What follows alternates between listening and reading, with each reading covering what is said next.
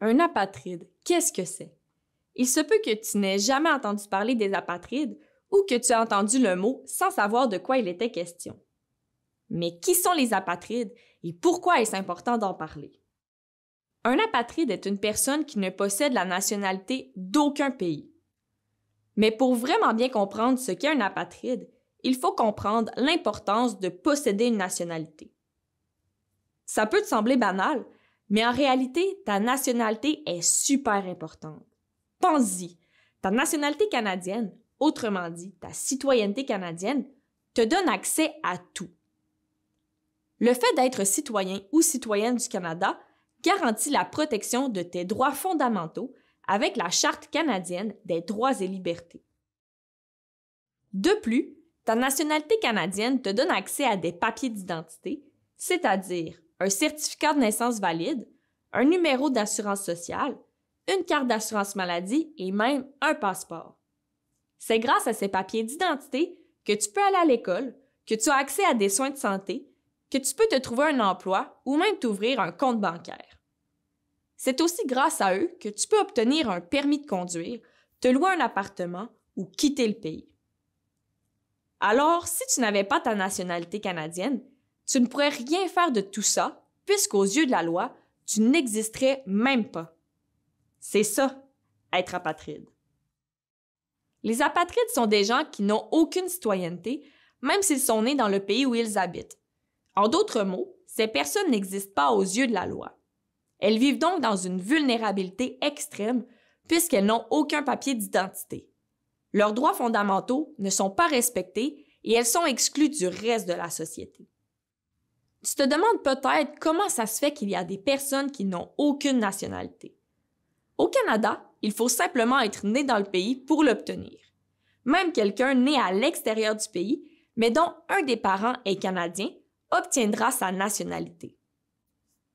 Alors, comment est-ce que quelqu'un peut ne pas avoir de nationalité? Il y a plusieurs facteurs qui peuvent expliquer l'apatridie. La transmission de la nationalité est quelque chose de très complexe et qui diffère d'un État à l'autre. Voici les principales causes de l'apatridie. Tout d'abord, elle peut être causée par les lois concernant la transmission de la nationalité. Habituellement, la nationalité est transmise par le droit du sang, c'est-à-dire qu'un enfant acquiert sa nationalité de ses parents, ou par le droit du sol, c'est-à-dire qu'il acquiert la nationalité de l'endroit où il est né. La citoyenneté canadienne peut fonctionner selon l'une ou l'autre de ces manières. Cependant, comme les États gèrent eux-mêmes les réglementations concernant la transmission de la nationalité, ça ne fonctionne pas comme ça dans tous les pays. Il y a plus d'une dizaine de pays dans le monde où les femmes ne peuvent pas transmettre leur nationalité à leurs enfants. Ainsi, si le père est étranger, décédé, disparu ou inconnu, l'enfant est à risque de devenir apatride. Pire encore, certains pays enlèvent la nationalité aux femmes qui marient des étrangers. Donc, si ces femmes ne réussissent pas à acquérir la nationalité de leur mari, elles deviennent apatrides. Une autre cause de l'apatridie est l'émergence de nouveaux États et les changements de frontières. Le groupe ethnique des Roms est un exemple d'une minorité qui est apatride en raison de l'émergence d'un nouvel État. Ils vivent en Macédoine, pays qui faisait auparavant partie de la Yougoslavie avant sa désintégration. Après la déclaration d'indépendance de la Macédoine, la loi sur la citoyenneté de l'ex-république yougoslave de Macédoine fut mise en place en 1992. En bref, cette loi dit que toute personne qui n'était pas citoyenne de l'ancienne République, mais qui habitait légalement sur le territoire, pouvait faire une demande de citoyenneté dans l'année suivante. Toutefois, plusieurs personnes, dont les Roms, n'ont pas respecté le délai puisqu'ils n'ont pas eu accès à l'information nécessaire, ce qui leur a donné le statut d'apatride. Finalement, une des causes les plus fréquentes de l'apatridie est la discrimination fondée sur l'appartenance ethnique, la religion, etc.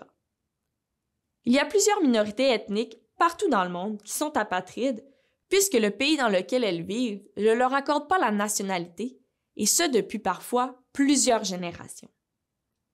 C'est le cas des Rohingyas musulmans au Myanmar, des Karanes, une minorité indo-pakistanaise à Madagascar, et des Kurdes du Moyen-Orient, qui vivent tous des répressions violentes depuis des dizaines d'années. Comment assurer la protection de ces groupes particulièrement vulnérables? Il y a 2 conventions internationales qui reconnaissent et garantissent les droits fondamentaux des apatrides. En premier lieu, il y a la Convention relative au statut des apatrides de 1954. Les États signataires doivent, dans un premier temps, reconnaître le statut spécifique des apatrides, mais aussi leur accorder au moins les mêmes droits qu'ils accordent aux étrangers. Il y a aussi la Convention sur la réduction des cas d'apatridie de 1961, signée par 58 États. Cette convention prévoit que les États signataires accordent la nationalité à tous les individus qui sont nés sur leur territoire ou qui ont au moins un des parents possédant la nationalité de l'État. Selon l'ONU, il serait possible de mettre fin à l'apatridie dans le monde dans les prochaines années. C'est pour ça que le Haut Commissariat des Nations unies pour les réfugiés a lancé la campagne #J'existe en 2014. Cette campagne vise à accomplir cet objectif d'ici 2024 grâce à un plan composé de 10 actions qui doivent être mises en application par les États.